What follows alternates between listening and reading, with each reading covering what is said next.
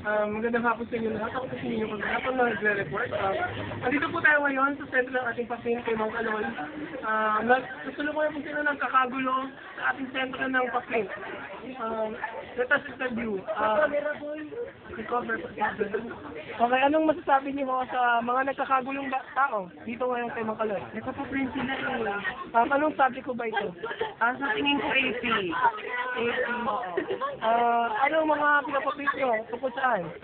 Sa ano eh. Civilization. Okay. Thank you.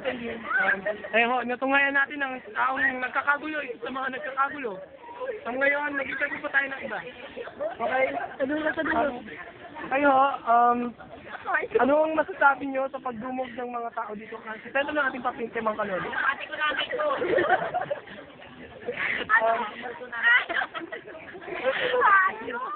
Wag po tayo magmuna sa harap ng camera. Ayaw po ko sa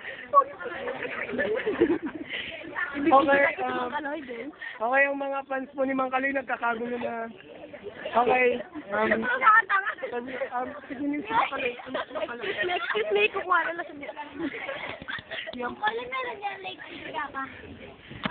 Kaloy naman. Okay, yan po.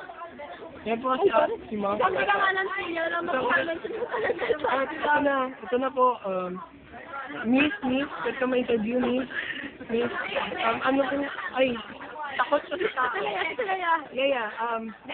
Miss, ano po masasabi niyo sa pagdumog ng mga tao dito sa sentro ng ating papel kay Mang Kaloy? I'm sorry. Hi, family. Oh my God. Okay, maraming salamat sa inyo. Ito na, ito po nagtatapos sa aming report. Mga po. Kay Mang Kaloy.